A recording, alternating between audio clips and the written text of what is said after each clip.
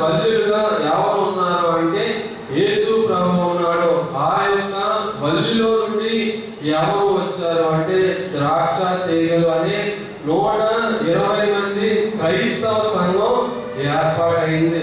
కాబట్టి ఆయన ఏమన్నాడు అంటే ఈ యొక్క సంఘం ద్రాక్ష తోటగా ఇప్పుడు మార్చబడింది అన్నమాట. అయితే ఇలాగా మార్చబడినటువంటి ఈ యొక్క సంఘం యొక్క పని ఏంటి అంటే ఆ యొక్క ద్రాక్షావళిని టేస్తే గానీ ఏం రాదు అంటే రసం రాదు కదా. ద్రాక్ష ఫలాలు ఉంటాయి, ఏం చేస్తారు వాటిని? జ్యూస్ చేసుకుంటారా? ఎప్పుడైనా జ్యూస్ చేసుకుంటారా? జ్యూస్ చేసుకున్నప్పుడు ఏం చేస్తారు? మీకు యాపిల్ జ్యూస్ తాగాలంటే యాపిల్ ముక్కలు కోసుకుంటారు, బనానా జ్యూస్ తాగాలంటే అటుకులు కోసుకుంటారు కదా. ఏది తాగాలంటే ముక్కలు కోసుకొని దాన్ని మిక్సీలో వేసుకొని చేసుకుంటాం కదా. మరి అలాగే ఇప్పుడు మరి ద్రాక్ష రసం కావాలి. ద్రాక్ష రసం కావాలి అంటే ఏం చేయాలి అంటే ఈ యొక్క ద్రాక్ష వల్లికి వచ్చినటువంటి ఫలాలన్నీ కూడా తీసుకెళ్లి ద్రాక్ష రసాన్ని చేస్తారు. ఈ యొక్క ద్రాక్ష రసం చేత ఏమవుతాయి అంటే గాయాలు కాస్తారు అన్నమాట. అదే చదువుకున్నాం కదా. యోగా సువార్త 10వ అధ్యాయం 34వ వచనంలో మనం చూస్తా ఉంటే అక్కడ ఆయన అంటూ ఉంటాడు ఏమని అంటే అతని యొక్కనున్న నూనెయు ద్రాక్ష రసమును పోసి అతని యొక్క గాయములను కట్టెను అని అంటున్నాడు కదా. అయితే ఈ యొక్క ద్రాక్ష రసము ఎలాగైతే గాయాలు కట్టడానికి ఉపయోగపడుతుందో అలాగే ఇక్కడ పాపి యొక్క గాయాలు మానడానికి ఎవరి యొక్క రక్తము ఉపయోగపడుతుంది అని అంటే యేసు క్రీస్తు ప్రభు యొక్క రక్తము ఉపయోగపడుతుంది అన్నమాట. వాడు బలహీన స్థితిలో ఉన్నాడు, కష్టకాలంలో ఉన్నాడు, శ్రమకాలంలో ఉన్నాడు, మరణ అవస్థలో ఉన్నటువంటి ఆ యొక్క రోగికి జీవం ఇచ్చింది ఏది అని అంటే ఆ యొక్క ద్రాక్ష రసము చేత ఎలాగైతే గాయాలు కట్టాడో అపవాది చేత శోధనపడ్డాడో అలాగే మన యొక్క గాయాలన్నీ కూడా కట్టేది ఏది అని అంటే యేసు క్రీస్తు ప్రభు యొక్క రక్తం అన్నమాట. సాతాను శోధించిన శ్రమ వచ్చినా ఏమొచ్చినా కూడా మనల్ని బయటికి తీసుకొచ్చేది ఏంటి అని అంటే యేసు క్రీస్తు యొక్క రక్తం. అందుకే మనం పాడుతూ ఉంటాం కదా ఏమని పాపకారకుడా భవాని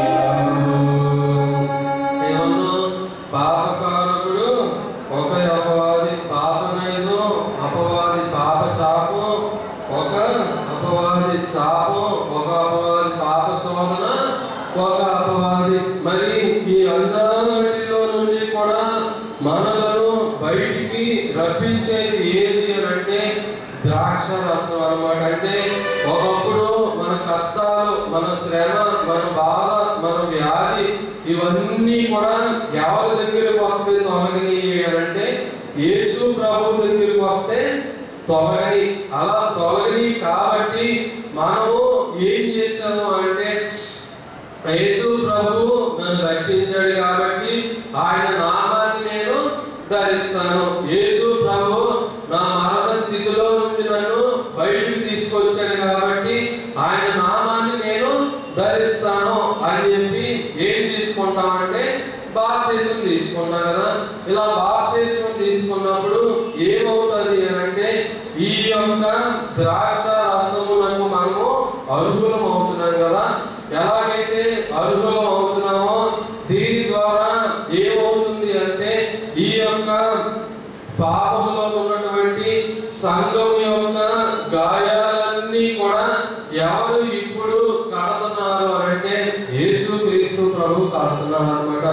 దేని చేత ఆ యొక్క గాయాలను ఆయన కడుతున్నాడు అంటే కల్వరిలో ఆయన కార్చినటువంటి శిలువ చేత మన యొక్క ప్రతి ఒక్కొక్కరి యొక్క గాయాలని ఆయన కడుతున్నాడు. దానికి ఏం కావాలి అని అంటే ద్రాక్ష రసం కావాలి. ఈ యొక్క ద్రాక్ష రసం ఎక్కడి నుండి వస్తుంది అంటే ద్రాక్ష వల్లి అయినటువంటి యేసు ప్రభువులో నుండి వస్తుంది అన్నమాట. అందుకే ఆయన అంటా ఉన్నాడు ఏమని అనంటే యోహాను సువార్త యోహాను పత్రిక మొదటి అధ్యాయం 7వ వచనంలో మనం చూస్తా ఉంటే ఇందాక మనం చదివాం ఏమని ఆయన కుమారుడైన యేసు రక్తము మనలను ప్రతి పాపములో నుండి కడిగి పవిత్రపరచును అని అంటున్నాడు కదా. ఎలాగైతే పాపి యొక్క ఆ యొక్క రోగంతో ఉన్న వారి యొక్క గాయాలు పోసి ద్రాక్ష రసం పోసి కడిగాడు, ఇప్పుడు పాపులమైనటువంటి మన యొక్క పాప గాయాలన్నీ కూడా ఎవరు కడుగుతున్నారు అంటే యేసు ప్రభువు యొక్క రక్తము చేత మనము కడగబడుతున్నాం అన్నమాట. ఇలాగా కడగబడడానికి ఆయన ఏం చేశాడు అంటే మనం అందరినీ కూడా క్రైస్తవ సంఘాన్ని ఆయన ఒక ద్రాక్ష తోటగా మార్చాడు.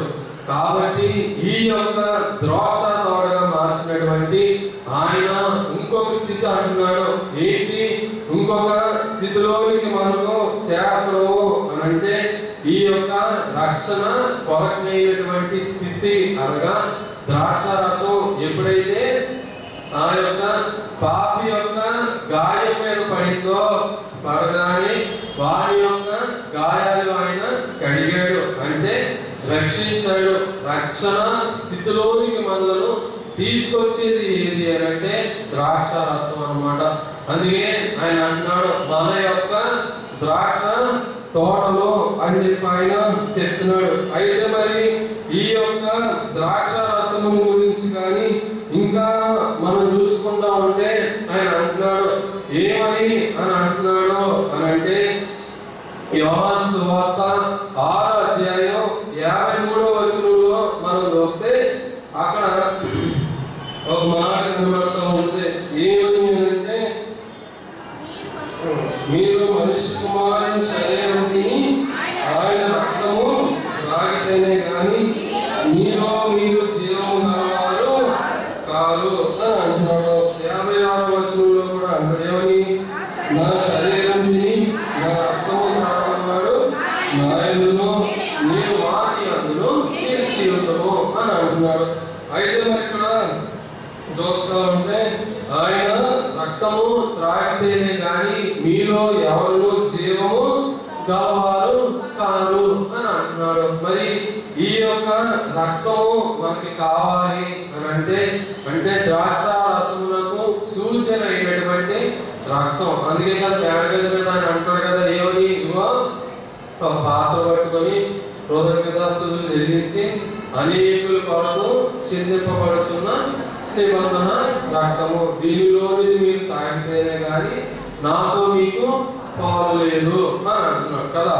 మరి ఇలాగా ఈ ద్రాక్ష రసం అంతా కూడా రావాలి కాబట్టి ఈ యొక్క ప్రభువుతో పాలు ఉండాలి.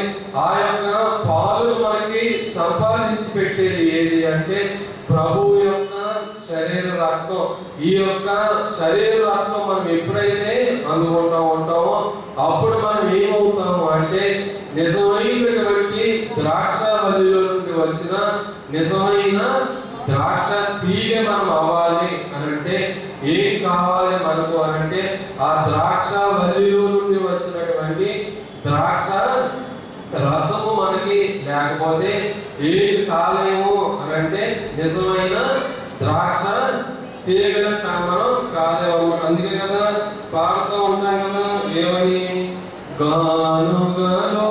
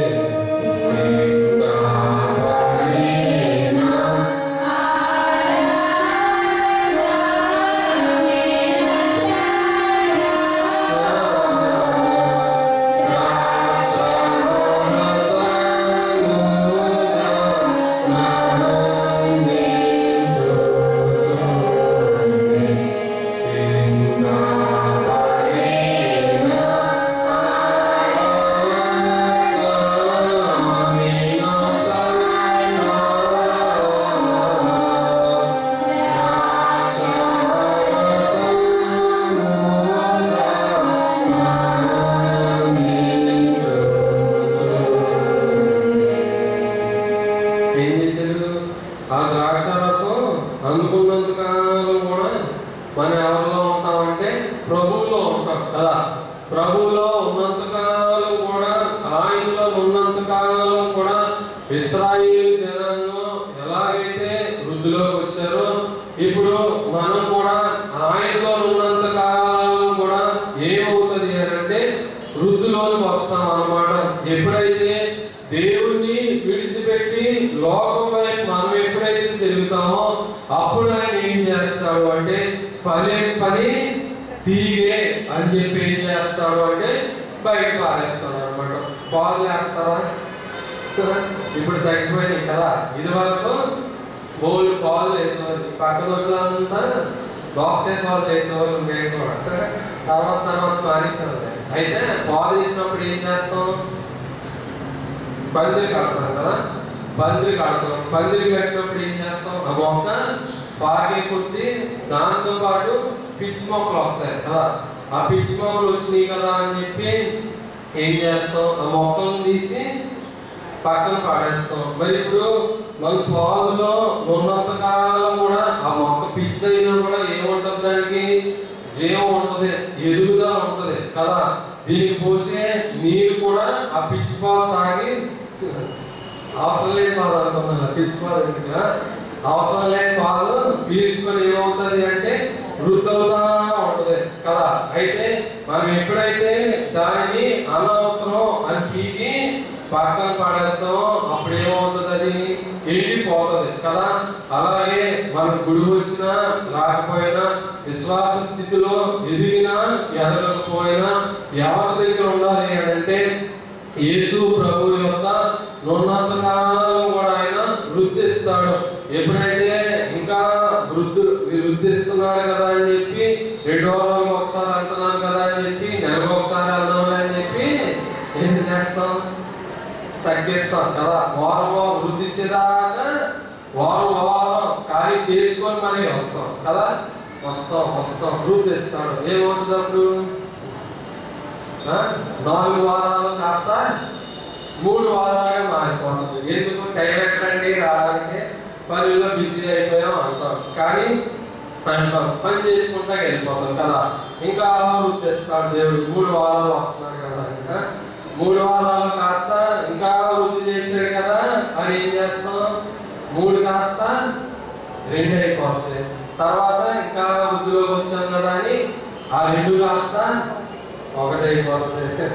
ఇంకా వృద్ధిలో తీసుకొస్తే ఆ 1 కూడా 2 నెలలకు ఒకసారి, 3 నెలలకు ఒకసారి, సంవత్సరానికి వస్తాం. ఇంకా వృద్ధిలోకి వచ్చామనుకో ఎప్పుడో క్రిస్మస్ పండుగకో రాయడ పండుగకో సంవత్సరానికి వచ్చి ఒకసారి కనపడతాం. మేము మీ సంఘ విశ్వాసమే, దేవుడు మమ్మల్ని ఎంత దేవుడిగానో చూడండి అని చెప్పి వచ్చి కనపడతాం. మరి వీళ్ళు ద్రాక్ష వల్లిలో ఉండి ఫలించే తీగల, ద్రాక్ష వల్లిలో నుండి ఫలించి వేరైపోయిన తీగల, ఫలించి వేరైపోయిన తీగలు. మరి ఆయన అంటారు కదా, నాలో ఫలింప ప్రతి తీగ కూడా తీసి పక్కన పాడేస్తాను అని అంటున్నాడు.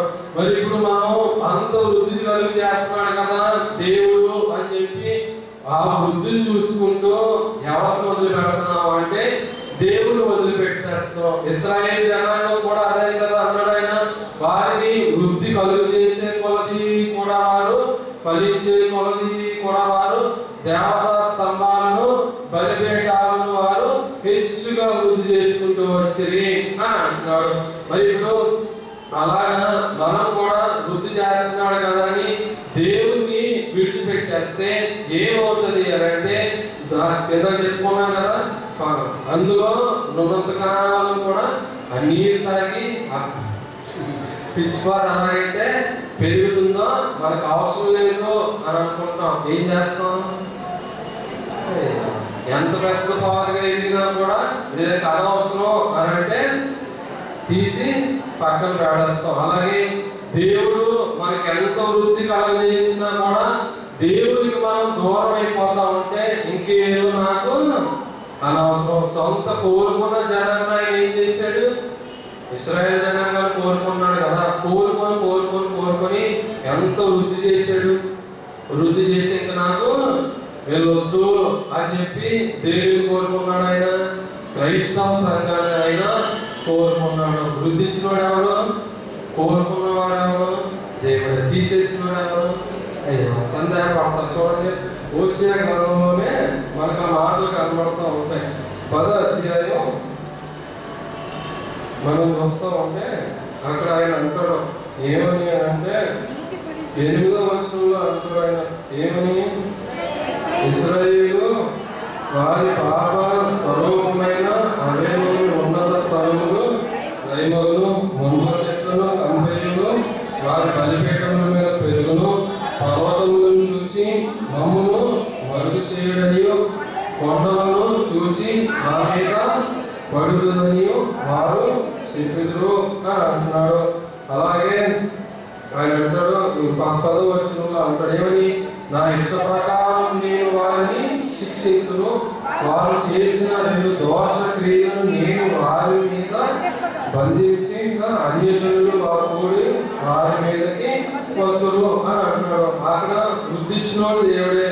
మరలా ఆయన ఏమంటున్నాడు, నా ఇష్ట ప్రకారం నేను వారిని శిక్షించును అని అంటున్నాడు. అలాగే ఫలింపని తీగగా మనం కూడా ఆయనలో ఎప్పుడైతే మారుతున్నామో అని చెప్పి దేవుడు తలస్తాడో ఆయన ఏం చేస్తాడు అంటే తీసి పక్కన పెడతాడు. అలా పక్కన పెట్టినప్పుడు మనం ఏమవుతాము అంటే దేవునికి వేరైపోతాం. అందుకే అంటే యోహాను సువార్తలోనే 15వ అధ్యాయంలో మనం చూస్తూ ఉంటే అక్కడ అంటే నాకు వేరుగా ఉండి మీరేమీ చేయలేరు అని అంటున్నాడు కదా. చూడండి 4వ వచనం చెప్పాలని అంటాడు, ద్రాక్షవల్లిలో నిలిచి ఉండేది కానీ తాను ఎలాగో ఫలింపదో అలాగే నా యందు నిలిచి ఉంటేనే కానీ మీరు ఫలింపరు. 5వ వచనం చెప్పాలని అంటాడు, నాకు వేరుగా ఉంది మీరేమీ చేయలేరు అని అంటున్నాడు కదా. ఎప్పుడైతే ఈ యొక్క ద్రాక్ష వల్లి అయినటువంటి క్రీస్తును మనం వదిలిపెడతామో అప్పుడు ఏమవుతుంది అని అంటే ఈ యొక్క ద్రాక్ష తీరుగా ఉన్న విశ్వాసులమైన మనందరినీ కూడా ఆయన తన రక్తంగా సంపాదించుకున్నాడు, తన ప్రాణం పెట్టి సంపాదించుకున్నాడు. ఆయన రక్తంతో మన యొక్క గాయాలన్నీ కడిగాడు. అలా కడిగిన ఆ దేవుడే ఏం చేస్తాడంటే తీసి పక్కన పడేస్తాడు. మీ పిల్లల్ని ఎంతో ప్రేమతో పెంచుతారు కదా, అది మాట విన్నంతకాలం ప్రేమ పొంగి పగిలిపోతా ఉంటుంది. మాట వినప్పుడు ఏం చేస్తాం, ఎందుకు రావాలి ఇలా ఏమో ఎక్కడో చోటకి పో అని చెప్పి ఏం చేస్తాం? ప్రేమ ఉంటుంది, కానీ ఆ ప్రేమ ఏమైపోయింది? విరక్తి వచ్చేసాడు మీద, నా దగ్గర ఉండొద్దువేక అని చెప్పి ఆ ప్రేమ అంతా పోయి వాడి మీద ఏమొస్తుంది? ద్వేషం వస్తుంది కదా. అలాగే దేవుడు ప్రేమిస్తున్నంత కాలం కూడా వృద్ధి చేస్తాడు. ఎప్పుడైతే వృద్ధి చేస్తున్నాడు కదా అని విడిచిపెట్టేస్తామో ఫలింపని ద్రాక్ష తీగలైనటువంటి విశ్వాసులుగా మనము మారిపోతాం. కాబట్టి అలాగా ఉండకుండా ఉండాలి అని అంటే ఏమంటాడు ఆయన అంటే పూత పట్టి ఉన్నవి అని అంటాడు. ఏం పూత పట్టాయి అని అంటే ద్రాక్ష తోటలు పూత పట్టి ఉన్నవి అని అంటున్నాడు. అయితే మరి ఇక్కడ ఈ యొక్క క్రైస్తవ సంఘం అనే ద్రాక్ష తోట ఎక్కడో యెరూషలేములో బయలుదేరింది. కానీ దాని యొక్క వేరులన్నీ కూడా దేశమంతా ప్రపంచం నలుమూలలా కూడా ఏమయ్యి అంటే వ్యాపించాయి అన్నమాట. అందుకే ఆయన అంటూ ఉంటాడు ఏమని అంటే ద్రాక్షావల్లిని నేను ద్రాక్షాతీగెను మీరు ద్రాక్షావల్లిని నేను ద్రాక్షాతీగెను మీరు ఆశ్రయుడే సలుపల్వే ఆశ్రయుడే సిలువలిగే అతి ముదమునలో వినరండి ద్రాక్షావల్లిని నేను ద్రాక్షాతీగెను మీరు నాయుహలో కనితిగే నాశనముందును నిజము నాయలో కనితిగే నాశనముందును నిజము నాశనముందక మీరు నాశనముందక మీరు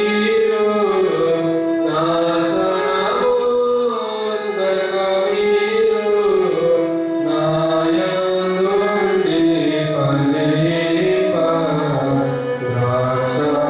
ద్రాక్షావల్లిని నేను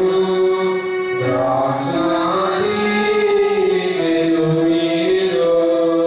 ఏమన్నాడయ్యా? నాలో నుండి ఫలించండి అని అంటున్నాడు. మరి ఇప్పుడు ఆ ద్రాక్ష తోట యొక్క వల్లులు ఎక్కడైతే తీగలు నాటబడుతున్నాయో ఆ తీగల్లో నుండి క్రైస్తవ సంఘాలు లోకమంతా కూడా ఏమైంది అని అంటే వ్యాపించినాయి అన్నమాట. అదే ఏమంటున్నాడు ఆయన అంటే పూత పట్టుట అన్నమాట. అంటే ఫలము బయటికి కనిపించడం అన్నమాట.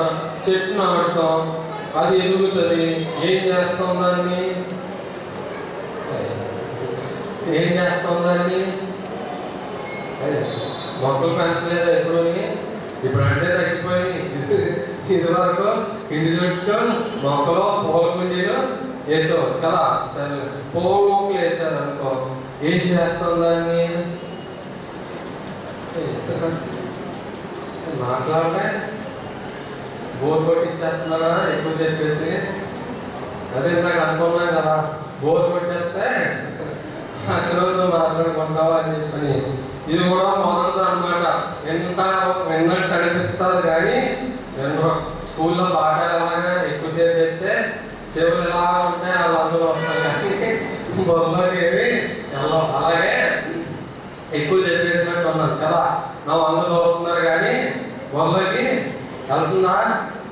సరే మీ ఇష్టం. అది ఎక్కించుకుంటే వెళ్తుంది, ఎక్కించుకోకపోతే నేను ఏమనుకోలేదు, మీ ఇష్టానికి వదిలేసాను కదా. సరే మరి అలాగా ఈ యొక్క పూత పట్టుట స్థితి అనగా ఏంటి అని అంటే ఫలము బయటికి కనబడతాం అన్నమాట. పువ్వు చెట్టేసావు అనుకో, పువ్వు పూసింది అనుకో, ఆ పూసిన పువ్వు ఏంటి అంటే ఫలము. ఒక మామిడి చెట్టు వేసాం అనుకో, మామిడి విత్తనం వేసాం అనుకో, ఆ చెట్టు ఎదిగి మామిడికాయలు కాసింది అనుకో, అది ఫలము. ఆ ఫలము ఎప్పుడైతే కళ్ళకు కనబడుతుందో అది ఏంటి అంటే పూత పట్టడం అన్నమాట. జలప్రలయ కాలంలో నోవాహు అతని యొక్క కుటుంబం అంతా వాళ్ళు ఉన్నారు. పావురాన్ని పంపించాడు. పావురం వెళ్ళి అందులో చిగురు తీసుకొచ్చి ఇచ్చింది. అంటే అక్కడ ఉన్న ప్రాంతం అంతా కూడా ఏమైంది అని చెప్పి తెలిసింది ఆ చిగురు వల్ల. అంటే నీరంతా కూడా ఎండిపోయి, అంటే కష్టకాలం అంతా పోయి, శ్రమకాలం అంతా పోయి ఏమొచ్చింది అని అంటే అక్కడ పూత కదా. ఆ చిగురుని బట్టి ఇక్కడ భూమి అంతా, నేలంతా కూడా నీరంతా ఎండిపోయింది. అలాగే పూత పడిన అనగా మనకున్న కష్టకాలం, శ్రమకాలం, వ్యాధి కాలం అంతా కూడా ఏమవుతామంటే తీరిపోవడం అనమాట. ఆ పూటపోలవాని ఇంట్లోకి ఎలాగైతే గాయాలతో చేర్చాడో అలాగా గాయాలతో చేర్చినటువంటి వారి యొక్క గాయాలు ఎక్కడ మారిపోయి అంటే పూటపోలవాని యొక్క ఇంటిలోనికి చేర్చిన తర్వాత వారి యొక్క గాయాలు మారినట్లు మనం కనబడుతుంది. అలాగే మనం కూడా ఎప్పుడైతే శ్రమతో ఉండి సంఘంలోకి వస్తున్నామో ఈ సంఘంలోకి వచ్చిన తర్వాత ఏమవుతుంది అంటే మన యొక్క గాయాలు మనకి మారిపోయి తీసివేస్తున్నాడు అన్నమాట. దేవుడు కష్టాలలో మనతో ఉంటున్నాడు, శ్రమలో మనతో ఉంటున్నాడు, సౌఖ్య కాలంలో కూడా మనతో ఉంటున్నాడు. అందుకే మనం అంటాం ఏమని, అన్ని కాలంలో నున్న యెహోవా అని అంటున్నాం కదా.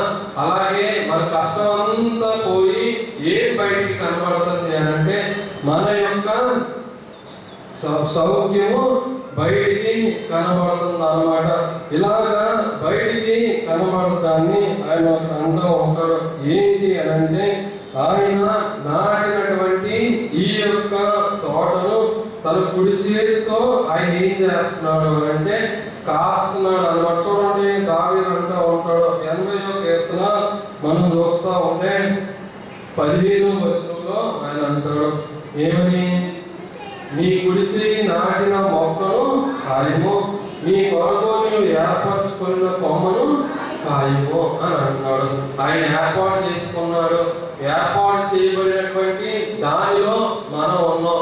అందుకని అంటాడు కదా, నువ్వు నేను నా పనిలో ఉండగా ఫలం ఇట్లా ఉండదు అని అంటున్నాడు. కాబట్టి అన్ని కాలాలలో కూడా ఆయన మనతో ఉన్నాడు.